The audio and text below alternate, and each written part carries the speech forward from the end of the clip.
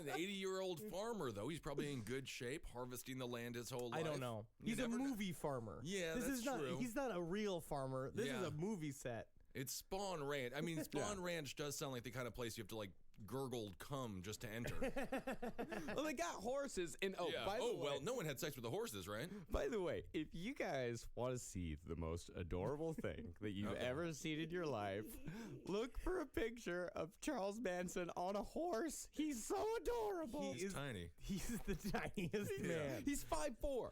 Like, he was a tiny, tiny little man. He looks like a child at a birthday party. He must have been so scared on top of that horse. Just trying to keep it together. If I fall off this horse, they're never going to trust me as their Lord and Savior. Yeah, come on, horse. This horse it's covered in butter. It's always covered in butter. You know who did it, man? It was the man coming down on me, man. covering all my horses in slick olive oil, so I fall right off them. Oh, my goodness. So us here, through our research, what we found... But do you think that he probably told someone to butter the horse the night before? Hey, I'll go out there and butter the horse. Yeah. But why, Charlie? Why? Don't ask me why. The next morning at breakfast, what happened to all the butter? I don't know. I'm going on the horse. Well, I better go ride that horse over there, and it better be good and grippy because I'm going to be riding it all over the canyon. That's where the butter was. I got to write down my commands that I give after 1 o'clock in the morning. I gotta write him down. I'm gonna give him a squeaky. I'm gonna say, Squeaky, you hold on to this until 6 a.m. And then at you 6 let me know a.m. everything I agreed to the night before. And then at 6 a.m. we're gonna decide whether it's a good idea or not. Honestly, Manson, in his own words, has given me a great deal. I am now on Marcus's team. I have a great deal of sympathy for Charles Manson. Yeah. I just think the man was a stupid criminal. The man is basically Damon Wayans' character from Mo Money. You know what I mean? It's like he's that like character of just like he's just like Mo Money. It's just all about like he thinks he's this slick criminal, but actually he's an idiot. And next thing you know, he has this gaggle of drug crazed freaks all around him. Well, with Manson, we can take it back to Gary Ridgway. Gary Ridgway, as we discussed, was adult. He was an idiot, you know, as far as, you know, normal society went, but he was really fucking good at one thing. He was really good at killing prostitutes. And Charles Manson is really good at eating pussy. Yeah, and it's like biting umbilical cord. And I will also probably put on record that Charles Manson's the only serial killer that knew where the clitoris was. Yeah. But Charles Manson, what he was good at was manipulating people. Yes. Because as we said in the last episode, he spent from the years of 12 to 19 in prison, and then he spent from 21 to 26 in prison as well. So Charles Manson, little guy, the only way this guy is going to survive in these horrific environments is if he learns how to talk. Crazier and faster than everybody else. He's got to play a big game. Yeah. And so now we're going to watch a game escalate. Yeah. It gets even bigger when he meets Dennis Wilson of the Beach Boys. No, I love the two different sides of this story. Yeah. Yeah, there's two. Dennis Wilson, he was the drummer of the Beach Boys. He was Brian Wilson's brother, of course. Brian Wilson, the genius behind Pet Sounds, Smile, all that type of stuff. Wilson was He was the least talented member of the Wilson family. Far the least talented member of the... I mean, he was the fuck-up. He was the party guy. He was the guy that liked to fuck all the time. Yeah. And Brian Wilson's insane, right? He's crazy. Yeah. And Brian so Wilson's absolutely insane. I'm sure the Beach Boys management were like, we already got one Wilson that's hard to deal with, but he's a fucking genius. We can't deal with this other one. So they would just basically let Dennis Wilson disappear for months while they were making Pet Sounds. Yeah, exactly. So Dennis Wilson, of course, liked to fuck a lot. He's driving down the highway one day, and he sees a couple of mildly attractive women walking down the road. So attractive. Manson attractive women. Manson. Yep, and one of the women... Manson. Yeah. Then one of the women has... she drifted away from the family soon afterwards, but one of the others was Big Patty Patricia Krenwinkel. Oh, and this is perfect for Dennis Wilson. Yeah, they don't let me record no music anymore, but Big Patty, you understand what I'm talking about, right? They call him a quarter pounder at the ranch.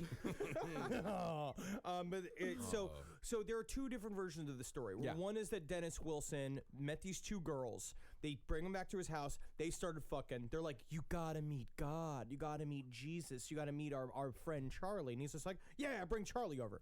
And then, yeah, whatever you're gonna do, suck my dick.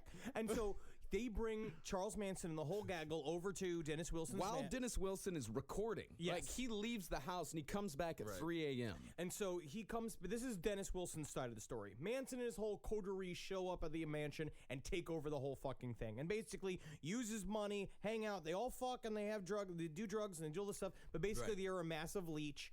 But then if you listen to Manson in his own words, Manson's like, I met this cool cat named Dennis Wilson at a freakout party. We did it. They always say the term, we did a joint. Yeah. Like, we did a joint at each other. And then next thing you know, we were rapping about music and we were on the same trip, man. Me and him, just like we knew. It was just like, yeah, he was a beach boy. But me, man, I'm a wizard from the desert. He's just like, yo, Charlie, you a real wizard of the desert. And I was like, you all with Dennis Wilson? You've always been right. You've always been my friend. And then he's like, Dennis Wilson invited me to his home, and I went over there, and yes, we spent all his money, and yes, we ate all his food, and yes, we gave the dogs of the house body chiggers from Sadie. All right, Sure. But he never asked us to leave until he asked us to leave. Then you gotta go for sure. When Dennis asks you to go, you gotta go. Yeah, but Dennis was still, he was a little bit enamored with him. Him and Charlie actually became fairly good friends. Well, it's because again, you're just getting their blow and drugs. There's so much drugs. There's so much sex happening. You get it kind of like rolled into it, and then all of a sudden you realize I've got 20 homeless people living in my mansion. Right. Well, the Manson family, if you've ever been involved in music in any way, like been a part of a scene, if you've ever really been into any particular kind of music where there's always people coming in and out, there's always this one weird group of people, usually crust punks, that sidle into the scene. They come in and out. They've always got girls. They've always got drugs. And there's always one weird, charismatic guy at the front of it all. And usually they just kind of come in, you fuck a couple of the girls, they go out, they give you some acid. It's fine. And that one weird guy, a little unpredictable, you just kind of put up with him. That's what Charles Manson was to everyone in the music scene. He was just this weird little guy with all of the chicks and all of the drugs just showing up and having a good time. Every once in a while, he'll pull out a knife. Sure. And he'll wave it around. But Got that's a part of what it is. That's a part of what his mystique is. Yeah, right. That and everyone knows that he's a criminal, and everyone knows that he's been in prison most of his life. But he's sort of comical. Yeah, but he's sort of he's like because he's 5'4". Right, exactly. Everyone's looking at this guy. It's like, what's this guy gonna do? Because he's going like, yeah, man, I rode a spider here today. It's just like, what are you? You fucking you're a Lilliput? Yeah. And then I do love. I think it's a really accurate quote that Wilson even said, like just kind of the phrasing of it when they were talking about when he met the two girls, and they're describing him, and he's like, he drifted into crime, but when I met him, I found he had great musical ideas. We're writing together now. He's dumb in some ways, but I accept his approach and have learned from him because it's true. Again, it's just like everyone literally was just like looking at him like, this guy's a fucking moron. You're an idiot. But he's kind of got something to him. Most criminals are extremely stupid. You know, that's the whole thing about it. But, I mean, if you're Dennis Wilson, you don't know what normal is. Brian Wilson's your brother. Right? I mean, that's totally true. He has never been around anybody normal in his entire life. And their father is a horrible fucking human being. Eventually their father sold every Beach Boy song for about $700,000. Jesus Christ. Yeah, and that's, I mean, fuck, man, is insane. That's nothing. I love that they're called the Beach Boys, too, because it just sounds like they're about to solve a mystery about who stole the ice cream. That was the best part. And then they were all just schizophrenics, losers, and egomaniacs. Yeah. All right. So, but through him, he meets Terry Melcher. Terry Melcher is he was the son of Doris Day. He was he was a huge producer. He was behind some of the Byrds' greatest hits like Mr. Tambourine Man, Turn, Turn, Turn. This guy was big in the 60s music business. Turn, Turn, Turn is an obnoxiously stupid name for a song. Things used to be simpler. Right. Yes, they now did. We're going to call this one Mr. Tambourine Man because he's got a tambourine, he's a guy. And then the other one, like, what do you want to do when you turn? When you start turning, you want to turn, turn, turn. Here we go. It makes sense. It makes sense. Now, can we please record it? I'm getting blown right now and I'm about to shoot. Let's go. Let's go. So Melcher, he did show an interest in Manson. It's not. He showed an interest in Manson's acid. No, he did not. No, he did not. He liked his music? No, you can say whatever you want about Charlie Manson's music, but there was very real interest in Charlie Manson as a recording artist. Because he also, again, you see this tiny weird man with this group of guys. It's a whole approach. He actually was a very, very smart in the idea of PR, of a publicity. Yeah, women He and showed up- women and drugs. It's all manipulation. This is Yeah. just a further part of his manipulation. Yeah. He just wasn't good at it. and Once he could get in the door, but once he got in the door, He didn't have the chops. yeah, he didn't have the chops at all.